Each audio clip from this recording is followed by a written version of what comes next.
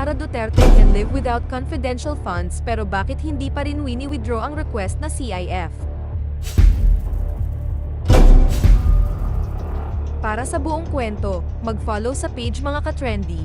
Ang request ni Duterte para sa CIF na nagkakahalaga ng 500 milyon at 150 milyon para sa Office of the Vice President at sa Department of Education, ay naaprubahan sa pagdinig ng subkomite ng Senado noong September 4, 2023. Nananawagan ng taong bayan na akusang mag-address ng kanyang request sa Confidential and Intelligence Funds si Vice Presidente Sara Duterte at sa halip ay ilaan na lamang ang pondo sa iba pang sektor. Isa sa nananawagan ay ang dating mambabatas na si Attorney Barry Gutierrez. Ayon sa kanya ay mas mabuting magkusa na umatras si Duterte habang under deliberation pa lamang ang kanyang request na CIF.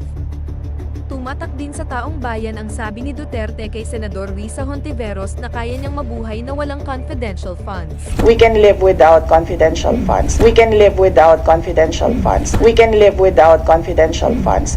Kaya naman maraming taong bayan ang nagtatanong kung bakit hindi na lang ay withdraw ni Duterte ang kanyang request at ay relocate na lamang ito sa ibang sektor na mas higit pa na nangangailangan. Ang tanong pa ng isang madla, you can have confidential funds but you can't pay your teachers and healthcare workers properly. Have you no shame? Bilang taxpayer, anong masasabi mo sa confidential funds ng OVP? Mag-follow para sa mga iba pang maanghang na balita.